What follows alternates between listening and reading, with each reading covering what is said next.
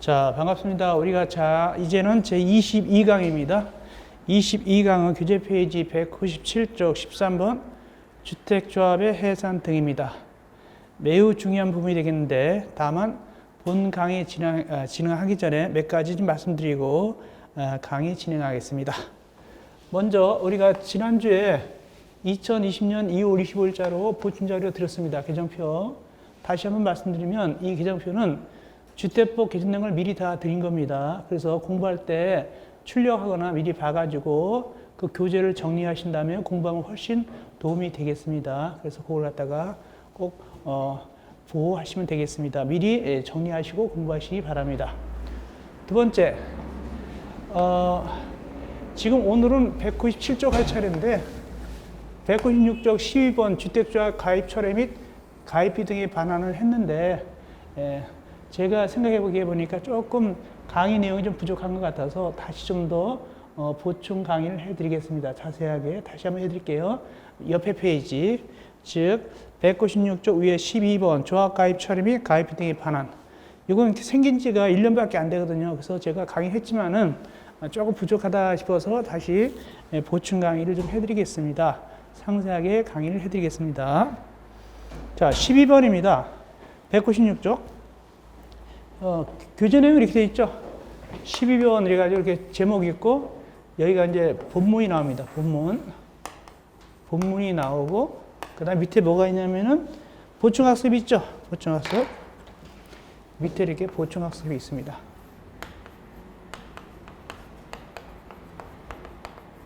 이제 본문은 제대로 다 강의를 제가 제대로 잘 한 것 같은데, 보충학습은 조금 애매하게 한 것 같아요. 좀 부족한 감이 있어서 설명하는데, 다만 2항에 설명하는 거 몽땅 다 다시 한번 설명해 드리겠습니다. 세트로 천천히 설명해 드리겠습니다. 12번 조합 가입 처리 및 가입비 등의 반환. 천천히 보실까요? 이제 조합을 가입했는데, 가입하려면 뭐가 약속이 있어야 돼 있죠? 돈을 내야 될 거 아닙니까? 돈. 그게 가입비입니다. 가입비를 냈는데 이제 그만둔단 말이죠. 저 그만할래요. 가입비 주세요. 그러면은 돌려주게 되는데, 언제까지 해야지 돈을 제대로 잘 돌려주느냐, 그런 얘기입니다. 자, 1번 봅시다. 모집 주체는 가입을 신청한 자가 가입을 신청한 때는 납부에는 일체 금액을 거기 보니까 대통령령으로 기간에 예치하도록 하여야 한다. 즉, 모집 주체가 이 가입하는 사람한테 돈을 직접 받는 건 아닙니다. 그 가입하는 사람한테 어디다 예치하라고 그러냐면 거기 예치기간, 대통령령으로 정한 예치기간, 보통 금융기관이 되겠죠. 예치기간에 예치하도록 해야 된다. 그래서 이제 관계가 이렇게 되는 거예요. 여기 이제 모집 주체가 있고 이제 신청자, 조합가입 신청자, 조합가입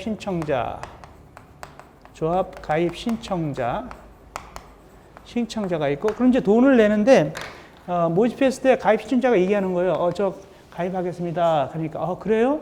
그러면 증거금으로도 돈 내십시오. 그러니까 돈을 어디다 내냐? 제가 직접 드릴까요? 하니까 모집 주체가 아니에요. 여기 예치기간 따로 있습니다. 예치기간. 보통 은행이 되겠죠? 예치기간에다가 예치합니다. 예치한다. 그런 뜻입니다. 예치합니다. 이런 뜻입니다. 모집 주체가 직접 돈을 못 다루는 거예요. 예치기간에 예치해 놓는 거예요. 이제 그 다음에 이제 이 가입 신청자가 남이 변했어요. 그럼 돈을 다시 찾아야 될 거 아닙니까? 돈을 찾아갈 때 실제적으로 돈은 누구한테 찾아가야 될까요? 예치기간한테 다시 돈을 받게 되겠죠. 그 대신 모집 주체가 이 가입 예치기간한테 얘기합니다. 이 양반 그만둔답니다라고 통보를 해줘야 돼요. 이 양반 그만두니까 돈 돌려주십시오라고 허락한다면 모집 주체가, 그러면 예치기간이 알았습니다. 돈 돌려주십니다. 이렇게 한단 말이죠. 이 관계입니다. 보시겠습니다. 그래서 2번에 보니까 조합 가입을 신청한 자는 예치했으면 며칠 이내에 청약을 철회할 수 있다? 30일 이내에. 이제 30일 이내에 이제 나 그만할래요. 그런단 말이죠. 그래서 30일 이내에 누구한테 그만한다고 얘기하느냐? 모집 주체한테 나 그만하겠습니다. 안 하겠습니다라고 얘기한단 말이죠. 이때 안 하겠습니다 하는 그 의사표시의 효력 발생 언제 되느냐? 법률관계 효력 발생은 언제 되겠느냐? 동그라미 3번입니다. 이때 청약 철회를 서면할 때, 문서로 쓸 때는 의사표시를 서면 발송한 날에 효력이 발생한다. 그러므로 이것은 뭐라고 그랬죠? 우리가 민법 원칙상 도달주의 예의라 그랬죠. 의사표시 도달주의 예의라고 그랬죠. 그래서 여기 신청자가 누구한테, 모집 주체한테 나 그만할래 하고 문서로서 발송하면 그때 이미 그만둔 게 효력이 발생한 거예요. 도달 안 돼도 발송만 하면. 그 다음에 이제 4번의 모집 주체는 그걸 이제 어쨌든 간에 받았을 거 아닙니까? 의사가 도달되면은 이미 철회의 효력은 발생을 했어요. 이제 절차적으로 도달하면 며칠 내, 7일 내에 누구한테 얘기합니까? 여기 예치기관한테 얘기합니다. 7일 내. 거기 그 모집 신청자 A라는 사람이 나한테 그만두라고 했는데 돈 돌려주세요라고 예치기관한테 얘기한단 말이에요. 며칠 내에 돌려주라고 얘기한다. 거기 그 사실 안 날부터 도달 날부터 7일 내에 예치기관장에게 가입비 등의 반환을 요청해야 된다. 7일 내에 돈 돌려주세요라고 예치기한테 얘기한단 말이죠. 그럼 예치기관은 그걸 이제 통보받았어요. 통보받았으면 며칠 내에 다시 그만둔 사람 돌려줘야 되냐? 통보받은 날부터 거기 요청일부터 며칠 내 10일 이내에 예치환자한테 그만두는 자한테 돈을 돌려주면 돼요. 받았던 거니까. 아주 자연스러운 겁니다. 그런데 6번에 보니까 너 그만뒀어? 우리 말이지 여러 가지 행정상 문제도 있고 그런데 골치 아프구만 이거. 돈 까겠어. 그러면 안 돼요. 거기 보니까 청약 철회를 이유로 위약금 또는 손해배상을 청구할 수 없다. 그대로 돈을 그대로 돌려줘야 되지. 당신이 그 중간 30일 내에 그만뒀지만 우리가 말이야 행정상 비용도 필요하니까 좀 깝시다 하고 몇 프로 까고 주면 안 된다는 뜻입니다. 위약금 또는 손해배상을 청구할 수 없다. 철회를 이유로. 그러니까 30일 이내에 철회할 때는 그대로 돌려줘야 돼. 그대로 돌려준다. 그대로 돌린다. 그 내용을 뒷받침하는 규정이 뭐냐? 그대로 돌려준다는 내용을 뒷받침하는 규정이 뭐냐? 밑에 동그라미 7번. 위 기간에 따른 기간 이내는, 즉 30일 이내 했을 때는 30일 이내 철회할 때는 11조 8항 11조 9항을 적용하지 않는다. 이게 이제 한마디로 이 규정으로부터 자유롭다. 자유롭게 그만둘 수 있고 돈도 그대로 돌려준다. 그 뜻인데 그러면 11조 8항 11조 9항이 뭔 얘기인가를 잠깐 보실까요? 우리 앞에 페이지 보니까 184쪽. 184쪽 밑에 보면은 제일 밑에요. 184쪽 제일 밑에 8번. 위 7항에도 불구하고 조합원은 규약으로 정한 바에 따라서 탈퇴 의사를 알리고 탈퇴할 수 있다. 근데 문제는 뭐냐면 탈퇴는 할 수 있단 말이죠. 근데 이 규정에서 뭐라고 하냐면 무조건 탈퇴한다는 것이 아니라 규약으로 정하는 바에 따라서 제한이 있는 거예요. 옵션이 걸려 있는 거예요. 이건요. 무조건 탈퇴하는 것이 아니라 조건 하에서 탈퇴하는 거예요. 근데 지금 탈퇴는 그냥 편하게 조건 없이 탈퇴하는 겁니다. 다르죠. 그래서 30일이 지나게 되면은 8번에 밑에 거기 8번처럼 규약으로 정하는 바에 탈퇴하게 되는 것이 막 탈퇴는 못 해요. 그러나 30일 이내에 탈퇴할 때는 요거 규정에 옵션에 걸린다 안 걸린다? 안 걸리는 거예요. 그다음 밑에 9항. 돈도 마찬가지예요. 돈을 돌려줄 때 부담 비용 환급을 청구하는데 요것도 30일 지나서 할 때는 돈 돌려주는 걸 막 돌려주는 것이 아니라 조합 규약으로 정하는 바에 따라 그랬죠. 그 얘기는 돈을 까겠다는 뜻이에요. 비용 제하겠다는 뜻이에요. 그러나 이 규정을 지금 정한다고 안 한다고요? 안 한다고요. 그러니까 그대로 그 돈 돌려주겠다는 뜻입니다. 그래서 다시 돌아옵시다. 196쪽 다시 와서 보니까 196쪽 와보니까 동그라미 7번. 이 지금 얘기한 걸 적용한다, 적용하지 않는다? 적용하지 않는다. 30일 이내 할 때는 마음대로 할 수 있고 돈도 그대로 돌리겠다는 뜻입니다. 옵션에, 조합 규약의 옵션에 안 걸린다는 뜻입니다. 그 다음 됐고요. 8번. 나머지 절차는 대통령령으로 정한다. 자, 그 다음에 이제 보충학습 할 차례입니다. 여기까지 잘 설명드렸고, 이제 보충학습 보겠습니다. 그래서 이제 1번에 모집 주체는 아까 30일 내에 이 친구가 조합 가입 신청을 나 안 할래요 하고 통보받았으면 7일 내에 이제 누구한테 거기 예치기관장한테 제출해야 되는데 예치기관장한테 7일 내에 반환 요청할 때 그냥 말로 하는 것이 아니라 뭐를 보낸다 보니까 국토교통부 령안을 정하는 요청서를 예치기관장에 제출해야 된다. 그래서 이제 여기가 모집주체가 예치기관장한테 거기 서식을 제출하겠죠. 서면을 갖다가 요청하게 되는 거야. 누구 주라고? 이 사람한테 돈 주라고 정식으로 절차를 밟는다. 그 뜻입니다. 국토교통부로 자는 요청서를 돈 맡았던 예치기관에 제출한다. 돈 돌려주라고. 여기까지 이해했고. 근데 두 번째 보니까 30일이 지나버렸어요.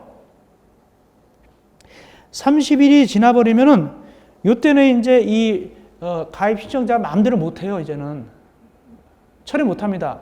그러면 이 예치기관장이 그 돈을 갖다가 갖고 있지만 이제는 돈 돌려줄 필요도 없잖아요. 그렇기 때문에 이 모집주체는 30일이 지나면은 예치기관한테 얘기하기를 그 돈을 갖다가 이제 거기 우리가 알고 있는 우리 친구한테 넘겨주시오. 그러니까 예치기관장이 돈 예치한 거를 넘겨주시오라고 요청할 수 있어요. 반환하달라고 요청할 수 있습니다. 볼까요? 모집주체는 30일이 지났으니까 이제는 정식으로 처리한 사람들이 없잖아요. 돈 찾아갈 사람도 없잖아요. 그러니까 그 예치기관장한테 요청하는 거예요. 그 돈 맡아놓은 거 주시오라고 요청할 수 있다. 이제 나머지 돈 찾아간 거 빼놓고 나머지 돈 30일 지났으니까 더 안 찾아갈 거니까 돈 주시오라고 요청하는데 이것도 국토교통부로 정하는 요청서를 갖다가 기관장에 제출하게 됩니다. 그래서 이제 이 모집주체가 30일 지났으니까 이제 찾아갈 사람 없으니까 돈 주세요라고 예치기관장한테 얘기하면은 직접 모집주체한테 돈을 돌려주는 것이 아니라 직접 그 모집주체한테 돈을 돌려주는 게 돈을 반환하는 것이 아니라 3번 보니까 누구한테 주느냐. 예치기관장은 이에 따른 요청을 받으면 10일 이내에 가입비 등을 나머지 돈을 갖다가 누구한테 돈 지급하게 되냐. 계약금 등 자금의 보관 업무를 대행하는 신탁금자한테 지급한다. 결국에는 모집주체는 돈 못 만져요. 신탁금자한테 넘어갑니다. 이제는 그 30일이 지나면 예치기관에는 돈이 어디로 넘어갑니까? 신탁업자한테 맡겨요. 신탁업자한테. 이 신탁업자는 누구를 대행하는 겁니까? 이 신탁업자는 이 모집주체를 대행하는 거예요. 모집주체를 돈 관리하는 거예요. 이 모집주체 대신에 이 신탁업자가 돈 관리합니다. 그래서 이 예치기관이 얘한테 다시 돌려주는 것이 아니라 누구한테? 신탁업자한테 다시 넘기는 겁니다. 그러면 결국에 이제 신탁업자가 돈을 관리하는데 결국은 누구를 위해서 관리해 주는 겁니까? 모집주체를 위해서 관리해 주지만 누가 맡아서 한다? 신탁업자가 맡아가 있는 거예요. 모집주체는 현금 못 만져요. 그 뜻입니다. 그래 보니까 그걸 4번에 가서 다시 한번 명백하게 하고 있죠. 이때 신탁업자는 지급받은 가입비를 신탁업자 명의로 이체해야 되고 다른 금융자산과 분리하여 관리해야 된다. 그 신탁업자는 혹시 다른 돈도 같이 관리할 때는 따로따로 관리해야 돼요. 섞어버리면 안 돼요. 신탁업자가 이 돈 맡아서 관리할 때는 다른 거하고 같이 묶어서 관리하면 안 됩니다. 따로 명목을 따로 해놓고 요거는 내가 신탁받은 거다라고 신탁업자 명의로 돈을 이체하게 됩니다. 분리해가지고 이건 무엇을 위한 것입니까? 원래 그 가입 신청한 그 가입자들을 위한 돈이니까 그 돈을 딴 데 엉뚱하게 쓸까봐 못하게 하는 거예요. 그 다음에 5번째, 예치기관장은 정보통신망을 이용해서 가입 등의 예치 지급하는 데 업무를 수행할 수 있다. 한마디로 이제 뭐냐면 인터넷이나 컴퓨터 있죠. 이런 걸로 일을 할 수 있다는 뜻입니다. 이렇게 직접 뭐 왔다 갔다 안 하고도 할 수 있다. 효과적으로 전자정보 처리 방식으로 해가지고 할 수도 있다. 그런 뜻입니다. 그때는 이제 본인인 경우는 신청이 본인을 확인해야 된다. 이건 뭐 당연한 거 아닙니까? 돈 관계되는 건 다 본인 인증하죠. 뭐 공인증서라든가 뭐 여러 가지 방법으로 본인을 여부를 확인하고서 이제 거래 관계가 이루어져야 되겠죠. 돈 돌려주든가 이렇게 해야 되겠죠. 그런 얘기가 되겠습니다. 자, 여기까지 했습니다. 결론 내립니다. 신청한 자가 30일 이내에 돈 찾아갈 때는, 그만둘 때는 그대로 돈을 돌려주고, 그다음에 누구한테서 누가 돈을 돌려주냐? 예치기관에서 다시 돈 돌려줍니다. 다만 돈을 돌려주라고 누가 얘기합니까? 모집주체가 얘기해 줍니다. 돈 돌려주라고. 그 다음에 30일이 지나면 이제 찾아가지 않겠죠? 그때는 이제 옵션에 걸린 거 아니겠습니까? 옵션에 걸리죠? 이제 그만두더라도. 그때는 일단 누구한테 돈이 가 있다? 신탁업자한테 넘겨줍니다. 신탁업자 갖고 있다가 나중에 조합 규약에 따라서 뭐 찾던 걸 안 들어가. 그럴 때 이제 그때 그 규정에서 하면 되게 되겠죠. 이런 식으로 하면 되겠습니다. 새로 생긴 규정인데 좀 제도는 잘 만들어 놓은 것 같아요. 어쨌든 우리가 공탁 같은 거 할 때, 법원 공무원이 공탁 같은 거 할 때 절대 현금 못 만집니다. 공탁은 다 어디다 하게 되죠? 돈 자체는 어디다 하게 되죠? 공탁 기관 즉 은행에다가 돈을 이체하게 돼요. 법원 공무원은 공탁 공무원은 이게 서류로만 하는 것이고 여기도 마찬가지입니다. 모집 주체 즉 대행업자나 조합은 돈을 현재 못 만집니다. 실제 못 만지고 다른 기관에 이체하거나 이렇게 왔다 갔다 하게 된다. 이렇게 하시면 되겠습니다. 자, 이어서 197쪽 13번 주택조합의 해산 등 매우 중요합니다. 이건 맨날 얘기하지만 작년에도 이거 문제 많이 냈어요. 근데 여기서 나왔어요. 여기 나왔습니다. 자, 작년에도 주택조합 해산 등 나왔다. 매우 중요하다. 올해도 역시 또 나올 가능성이 높습니다. 아주 중요합니다. 특별히 1번과 2번에 1번은 3년이라는 것이 중요하고 2번은 2년이라는 게 중요하죠. 요거 주관식 나왔어요. 맨날 강조했던 겁니다. 또 나올 수 있습니다.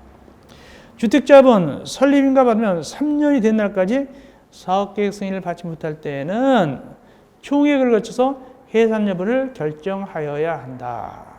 3년이 된 날까지 사업계획 승인 못 받으면 해산 여부 결정입니다. 종결 여부가 아니라 해산 여부를 결정하여야 한다. 원래 조합이 인가받았잖아요. 몇 년 내 사업계획 승인을 받아야 될까요? 혹시 기억나는지 모르겠네. 2년 내 받아야 돼요. 2년 내에 받아야 되는데도 불구하고 3년까지도 못 받았다. 그러면 해산 여부를 결정합니다. 2년 내에 받아야 된다. 찾아볼까요, 우리? 자, 2년 내에 받아야 된다. 앞에서 배웠습니다. 어디서 배웠느냐 하니까 190쪽 제일 위에 190쪽 제일 위에입니다. 190쪽 제일 위에 3. 사업계획의 승인 신청 등 그래가지고 주택조합은 설립인가를 받으면 제가 중요하다고 얘기해서 이거 2년 내에 신청을 사업계획 신청을 해야 된다. 이렇게 했죠. 2년 내에. 근데 3년이 돼도 못 받았단 말이죠. 2년 내에 해야 되는데 다시 돌아와서 197쪽 위에 보니까 3년이 되도록 받지 못했어요. 그러면 해산 여부를 결정한다. 총회 거래야. 총회 해가지고. 그 뜻입니다. 다음 두 번째, 동그라미 2번. 주택조합의 발기는 조합 모집 신고가 수리된 날부터 2년이 된 날까지 설립인가를 받지 못한다. 2년이 된 날까지 조합 설립인가를 받지 못하면 조합 설립인가는 누구한테 받죠? 시장, 군수, 부춘장이죠. 받지 못하게 되면은 신청자 전원으로 구성되는 총회를 거쳐서 주택조합의 종결 여부를 결정한다. 종결 여부 결정한다. 주택사업조합의 종결 여부를 결정합니다. 해산 여부가 아니라 고시해야 되고 이때 어떻게 그 종결할 때는 찬성을 받아야 되느냐? 종결할 때 찬성 요건 조합가입 신청자의 3분의 2 이상의 찬성으로 의결합니다. 종결하려면 3분의 2 이상 찬성. 그리고 이때는 중요한 사항이니까 신청자 100분의 20 이상이 직접 참석해야 됩니다. 100분의 20 이상이 직접 출석하여야 한다. 중요한 사항이니까. 보통은 100분의 10이거든요. 근데 이건 중요하니까 100분의 20 이상이 출석하거라. 그 뜻입니다. 그다음에 세 번째, 어쨌든 지금 해산 여부 결정이나 종결 여부 결정할 때 총회 열기 위해서 오십시오라고 해야 될 거 아닙니까? 동그라미에서 한번 오십시오 하려면 며칠 전에 거기 통지하게 되느냐? 7일 전 중요하죠. 7일 전에 통지해야 된다. 자, 동그라미 4번부터는 이제 동그라미 4번은 뭐냐면 민법에서 배웠죠. 법인이 해상할 때 법인이 해상할 때 청산인 선임하잖아요. 이것도 마찬가지입니다. 그래서 보니까 해산을 결의하거나 4번 사업 종결을 결의할 때는 누구를 선임한다? 이제 청산 단계가 아니까 청산인을 선임해야 된다. 그렇죠? 청산인은 잔존 채무 채권 관계를 갖다가 종결시키고 업무 처리 종결을 시키잖아요. 그렇죠? 청산 선임해야 된다. 그 다음에 다섯 번째, 주택조합의 발기는 총회 결과를 누구한테 통지하냐면 시장, 군수, 구청장한테 아유 우리 조합 이번에 해산하기로 결정했습니다. 아닙니다. 해산하려는데 부결됐습니다. 등등 결과를 갖다가 누구한테 알려줘야 되느냐 통지하느냐 시장, 군수, 구청장한테 알려주게 되고 이때 구체적으로 며칠 내에 알려줘야 되느냐 10일 내 개최일부터 10일 내 서면으로 구체적으로 통지해야 된다. 그 뜻입니다. 알려주는데 서면으로 10일 내 통지하게 됩니다. 그렇게. 그 다음에 6번째, 주택조합 또는 발기인은 아까 해산 여부 또는 종결 여부에 따라 주택조합 해산 또는 종결 사업 여부를 결정할 때는 다음에 구분에 따른 3개월 이내 총회를 개최해야 된다. 기억은 뭐냐면은 해산 여부죠. 조합설 인가를 받는 날부터 3년 이내까지 사업계획 받지 못했다. 일단 해산 여부 결정하죠. 그때는 해당 인가를 받는 날부터 3년이 되는 날부터 3개월. 위에 3개월이 있어요. 그 날부터 3개월 내 개최해야 되고, 니은, 종결 여부는 해당 모집 신고 서류가 된 날부터, 즉, 주택조합 설립, 주택 2년이 된 날까지 주택 설립 인가를 받지 못할 때는 모집 신고가 된 날부터 2년이 된 날부터 몇 개월 내? 3개월 내. 또 3개월이 들어가야 되겠죠. 바로 3개월 후에 다 들어가는 겁니다. 그래서 기억은 3년이 된 날부터 3개월, 니은은 2년이 된 날부터 3개월이 됩니다. 그렇게 다 3개월이 들어가는 거예요. 공통으로. 됐고. 자, 여기까지 주택조합의 해산 등 굉장히 중요하고 시험지에 또 올해도 나올 수 있다가 되겠습니다. 회계감사 14번. 회계감사는 옛날부터 문제가 많이 된 것들이죠. 뭡니까? 투명성을 위해서 회계감사를 받게 되는 것이죠. 그래서 보니까 옛날에 매스컴 같은 데 보면 조합장이 뭐 돈을 막 횡령하고 그래서 뭐 어떡한다, 뭐 이렇게 감옥에 가고 그런 거 있었기 때문에 투명성을 위해서 회계감사를 받게 됩니다. 어떻게 받게 되느냐? 두 가지에 의해서 봅시다. 언제 받게 되느냐? 3번을 받게 됩니다. 3번 봅시다. 넘어가서 봅시다. 198조의 주택조합의 회계감사. 1번 주택조합은 다음에 어느 하나에 해당 날부터 3개월 내에 외부 감사 받습니다. 외부 감사인 회계를 받는다. 몇 번이냐? 3번. 첫째, 설립 인가부터 3개월이 지난 날. 둘째, 사업계획 승인 받는 날부터 3개월이 지난 날. 다만 사업계획 승인이 아니고 리모델링 받는 경우도 있죠. 그래서 리모델링 허가 받는 날부터 3개월이 지난 날. 그 다음에 마지막 공사 다 끝났잖아요. 공사 다 끝나면 사용검사 또는 임시 사용 승인을 신청한 날부터 이렇게 3가지 경우 3번을 받게 됩니다. 근데 주의하셔야 되고 그냥 거기 3개월이 지난 날, 또 임시 사용 승인을 신청한 날로 끝나는 게 아니에요. 다시 거기다 플러스 해야 돼요. 다시 거기다가 동그라미 1번, 2번, 3번에다 플러스 하기를 지난 날부터 30일 이내. 2번도 그 지난 날부터 30일 이내. 3번도 신청한 날부터 30일 이내가 들어가야 돼요. 아니 왜 들어가야 될까? 바로 위에 본문에 보니까 다음 어느 하나에 해당한 날부터 30일 이내에 그랬잖아요. 그러니까 30일 이내가 공통으로 셋 다 들어가게 되는 거예요. 그렇게 하시면 되겠습니다. 좀 어려워서 아직까지 나오진 않았어요. 이 부분은 어려워서 나오진 않았지만 일단 하시면 되겠고. 그러나 요거 좀 아셔야 돼요. 3번, 4번 요건 나온 적 있어요. 3번 특별히 회계 감사를 실시한 자는 종료일부터 15일 내에 회계 감사 결과를 누구한테 통보하느냐? 시장, 군수청장하고 해당 주택조합에 각각 통보하여야 한다. 15일 이게 중요합니다. 15일 꼭 기억하세요. 끝냈으면 15일 내 통보한다. 네 번째, 시장 등은 통보받아 보니까 문제가 많더라. 그럴 때는 주택조합에 통보하고 시정을 요구할 수 있다. 이건 당연한 규정이고 가장 중요한 건 3번 15일이 되겠습니다. 15일. 그 다음에 동그라미 2번입니다. 그렇게 중요한 건 아닌데 주택조합의 임원 발기에는 계약금 등의 징수, 보관, 예치, 집행 등 모든 거래에 관한 장부를 월별로 작성하고 그 증명서류와 함께 언제까지 주택조합 해산인가 받는 까지 보관해야 됩니다. 그 돈을 그 회계 관계를 언제까지 해산 인가 반납까지 계속 보관해야 됩니다. 해산 인가 반납까지. 이 경우는 보관할 때 꼭 서류로만 보관 안 해도 괜찮고, 저기 책으로 보관 안 해도 괜찮고, 어떻게 거기 정보 처리 시스템을 통한 장부 및 증빙서를 작성하나 보관할 수도 있다. 그러니까 이제 컴퓨터 파일 같은 거 이렇게 보관할 수 있다는 뜻입니다. 간단하게 그런 얘기고.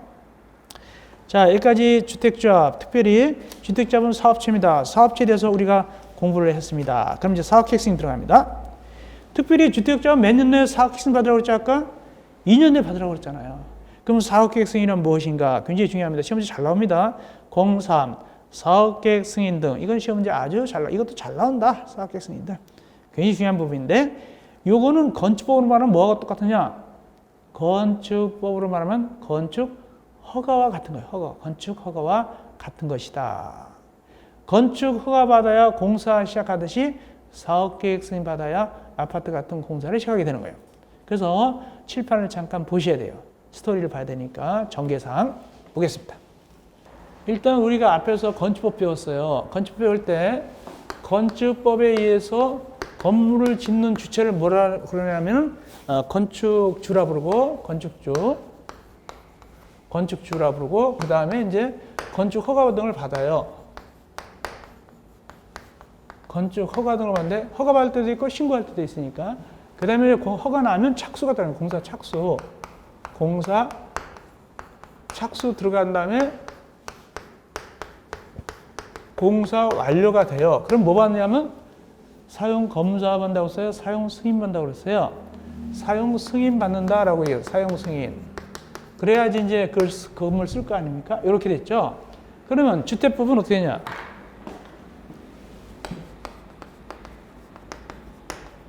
주택법은 이 아파트를 짓거나 대지를 조성하는 주체를 뭐라 하냐면 사업주체라고 그래요. 사업주체.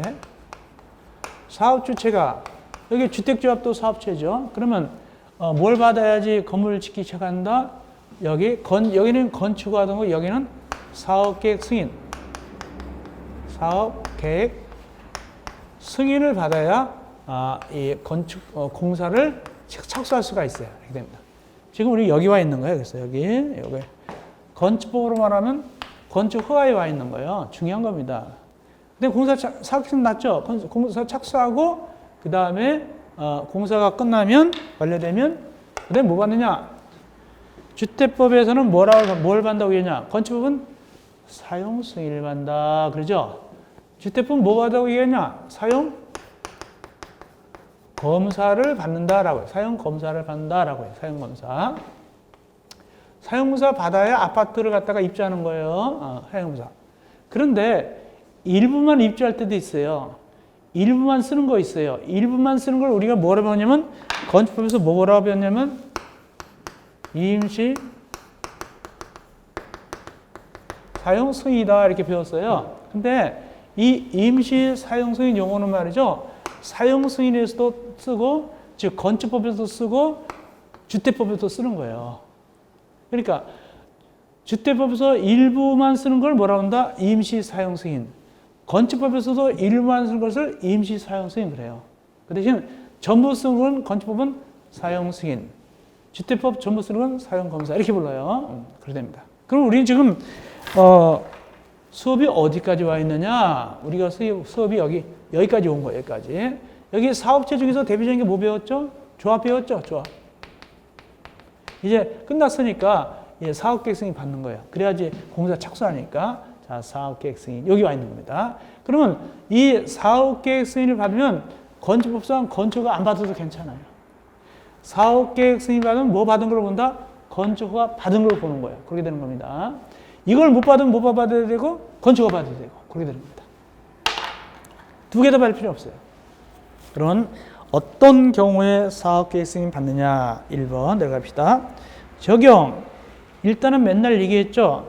주택을 건설하는 자, 대지 조성하는 자 꼭 두 개를 얘기하라고 그랬죠. 그래서 주택을 건설하는 자하고 대지를 조성하는 자는 사업계획 승인을 받게 되는데 누구한테 사업계획 승인을 받게 되냐? 사업계획 승인권자한테 받게 됩니다. 사업계획 승인권자한테 받게 된다. 그 이따 볼 거예요. 그러면 사업계획 승인권자가 누군데? 그 이따 보면 돼요. 그래 놓고 일단 대상부터 봅시다. 어떨 때 사업계획 승인 받을까? 밑에 기억, 단독택. 단독택은 30호 이상 지을 때 받는다. 단독택은 한꺼번에 30채 이상 지을 때 사업계획 승인 받는다. 그렇다면 20채 지을 때는 뭐가 될까요? 20채 지을 때는 건축가 받는 거예요. 그런 뜻이고. 근데 예외적으로 30호가 아니라 몇 호 이상인 경우도 있다. 거기 50호 이상인 경우도 있다. 어떤 경우는 50호 이상일 때 사업계획 승인 받을까? 올라가 보니까 A. 이 단독택을 개별 필지로 하지 않고 모아서 일단은 토지로 해가지고 그러니까 단독택 단지를 짓는 거예요. 한마디로. 단독택 단지를 짓는 거. 이럴 때는 50호 이상일 때 사업계획 승인 받고 30호, 40호는 그냥 건축허 받으면 돼요. 그런 뜻이고. B번 한옥.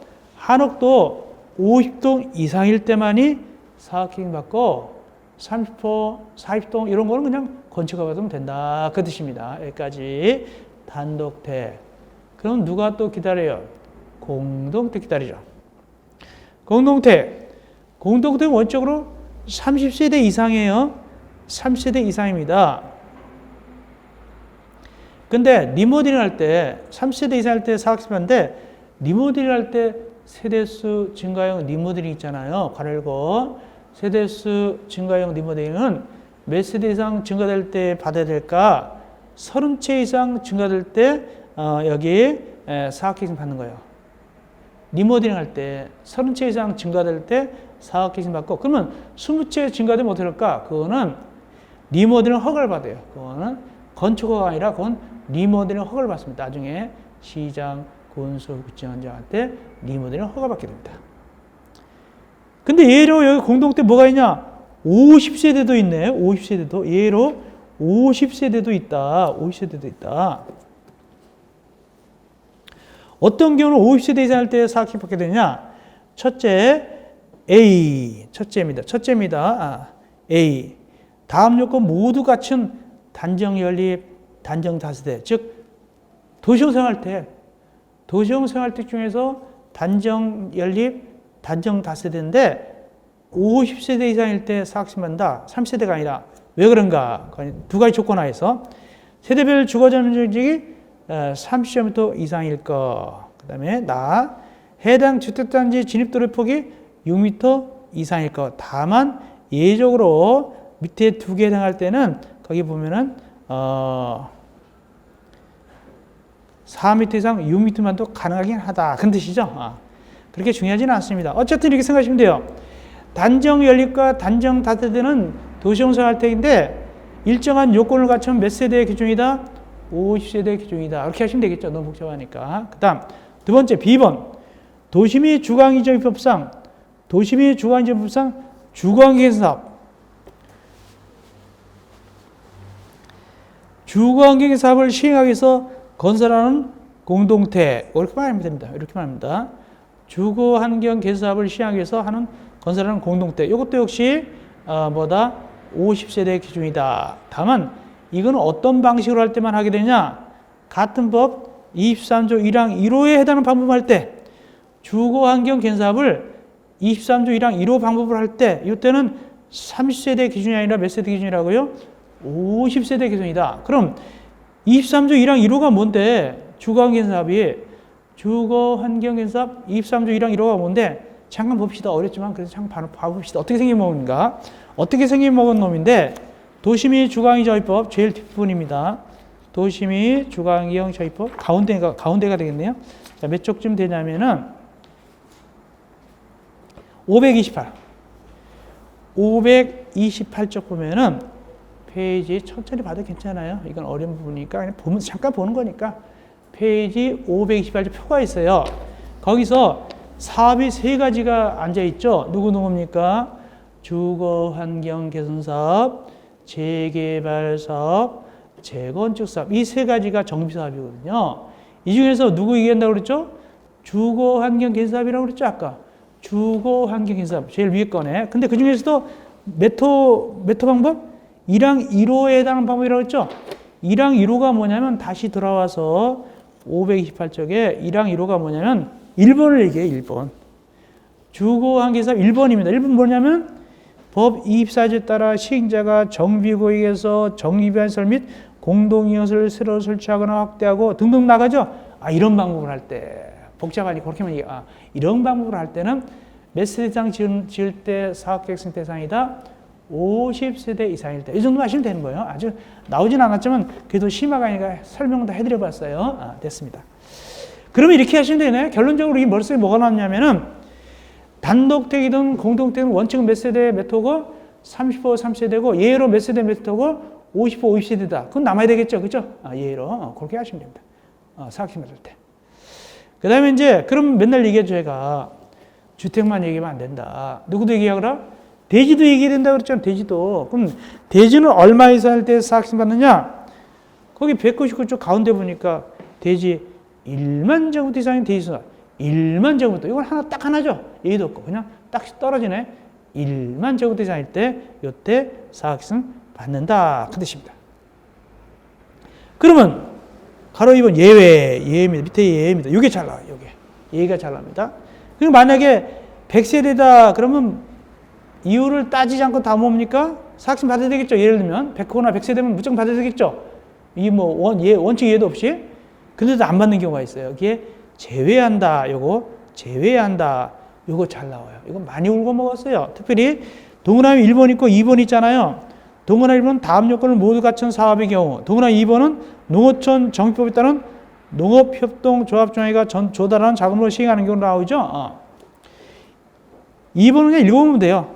2번은 농어촌 정비법에 따른 거기 생활환경 정비사업 중 농업협동조합정회가 조달하는 자금으로 시행하는 사업. 이때는 굳이 사업계획서는 안 받는다. 이렇게 하면 되고 이건 별건 아니고 동그라미 1번이 많이 나요. 1번. 다음에 모든 것을 갖출 때는 사업계획서는 안 받는다. 그 뜻입니다. 그러면 우리가 대전제로서 1번 다음에 모든 것 갖추면 사업계획서는 안 받는다 그러는데 그럼 뭐 받는다는 얘기예요? 사업계획서는 안 받으면 건축가 받는다는 뜻입니다. 그래서 박스는 건축가 받는 경우예요. 건축가 받는 경우다. 사업계획서는 안 받으니까 건축가 받겠다. 어떤 경우냐? 기억, 니은 이거 되게 많이 나오는데 그림 그려봐야 돼요. 제가 이미지를 그리겠습니다. 이거 많이 읽어먹었으니까 보겠습니다.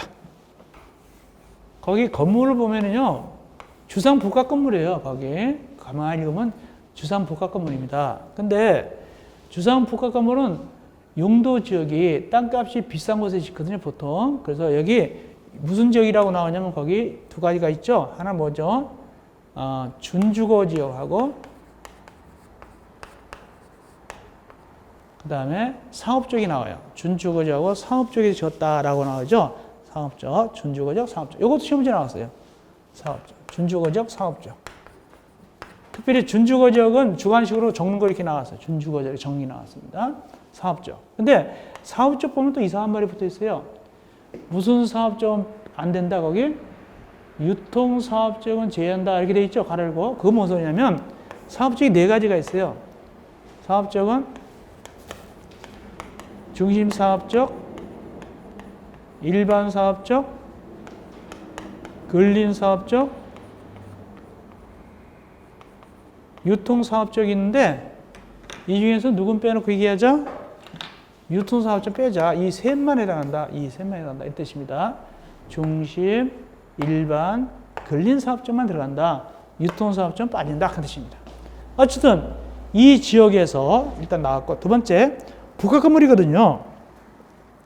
근데 복합 건물인데 주택과 주택이 아닌 것이 섞여 있어요. 그러면 보통 우리가 꼭 그런 건 아니지만 보통은 주택과 주택이 아닐 때는 주택은 보통 복합 건물일 때 위에 들어갈까요? 밑으로 질까요? 보통 주택은 위에다 짓죠. 그래서 여기 주택이 있고 여기 뭐 예를 들어 상가다 봅시다. 이렇게 됐다. 이런 식으로 된 거예요. 이렇게. 근데 주택이 거기 몇 세대 미만일 때라고 나와요. 몇 세대 미만? 300세대 미만. 요것도 나왔어. 300세대. 300 적는 거. 300세대 미만일 때 이런 얘기예요. 300세대 미만. 요거. 300세대 미만일 때. 자, 그러면 이렇게 되는 거예요. 예를 들어서 여기 만약에 여기다가 아파트를 갖다가 여기다가 아파트를 200세대 짓는다. 그러면 정상적인 경우는 아파트 200세대는 뭐 받아야 돼요? 건축 허가 받아야 돼요? 사업계획 승인 받아야 되죠. 사업계획 승인 받아야 되겠죠? 사업계획 승인 받아야 된단 말이죠. 근데 왜 안 받느냐?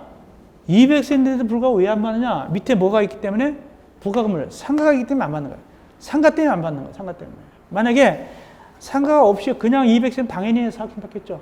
상가가 있으니까 안 받는 거예요. 그러면 상가가 얼마 이상 들어있어야 되냐? 밑에 동그라미 니은 상가가 얼마를 차지해야 되냐면 주택이 90% 미만이라고 그랬죠?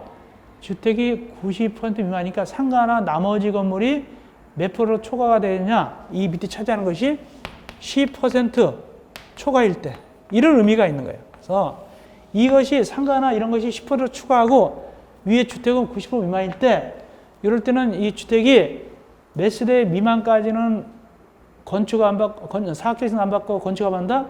300세대 미만까지는 봐줘가지고 사업계획 승인 안 받고 건축업 한다. 그 뜻입니다. 그거 굉장히 중요한 겁니다. 예, 그겁니다. 그래서 시험제 300도 나오고, 그 다음에 준주거적, 상업적 이런 거 있죠? 이런 거 꼭 아시면 90% 이런 것도 아시면 되겠습니다. 자, 넘어갑시다. 그러면 사업계획 승인권자는 누구냐? 도대체 누구한테 받으러 가느냐? 우리가 건축하는 건축 허권자를 받으러 갔잖아요. 그러면 사업계획 승인은 누구한테 받으러 간다? 사업계획 승인권자한테 받으러 간단 말이죠. 그럼 누구한테 받게 되냐? 200쪽 제일 위에. 200쪽 제일 위에 보니까 면적에 따라 달라요. 괄호 1번 면적이 10만 이상일 때는 누구한테 받으러 가느냐 이렇게 하시면 돼요. 10만 이상일 때는 이렇게 생각하면 돼요. 복잡하게 생각하지 말고 거기 쿡 줄여가지고 시도의사 또는 대도시장한테 간다 그러면 돼요. 면적이 10만 제곱미터 이상일 때는 시도의사 또는 대도시시장한테 가면 되는 거예요. 그렇게 되는 거예요. 10만 이상일 때. 반면에 2번 10만 미만일 때는 길죠. 특별시장, 광역시장, 특별자치시장, 특별자치도 시사 또는 시장군수한테 가게 되고 면적에 따라서 여기로 갔다 저기로 갔다 합니다. 물론 중복될 수도 있어요. 여기 면적이 그 기관이 그게 원칙인데 면적에 따라 가는 게 원칙인데 시험에 다 나왔어요. 또 나올 수도 있고. 근데 박스 보니까 누가 등장하냐면 국토교통부 장관이 내가 내줄게 하는 거예요. 나도 내줄게 하는 거예요. 아니 바쁘신 분이 왜 내줍니까? 밑에 네 가지는 내가 내줄 거야. 이거 아셔야 돼요.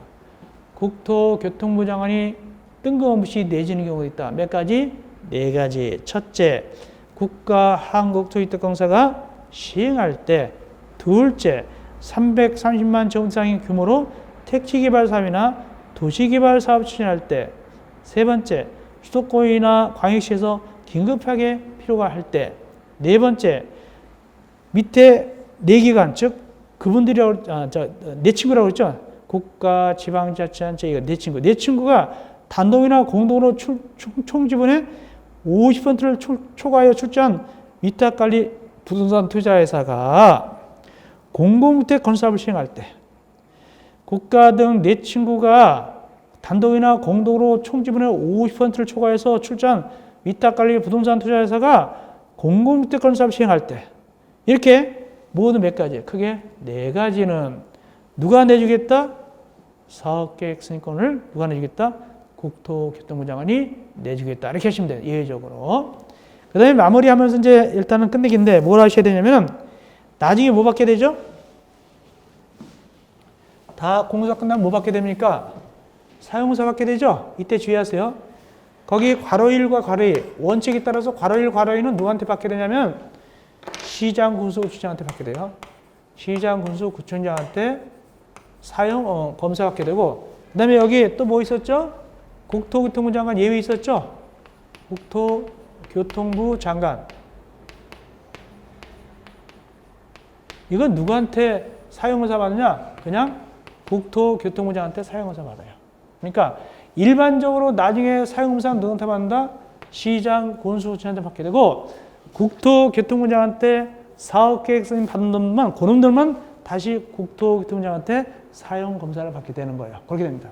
그거까지 알면 더 좋겠습니다. 예. 자, 이렇게 해서 우리가 22항을 끝내고 쉬었다가 이입상각은 바로 3번 분할 승인 등. 이건 이제 공고별로 109, 209 했을 때 분할해서 할 수 있잖아요. 그래서 109, 209 이거 분할 승인 등. 이건 23강에서 만나 뵙겠습니다.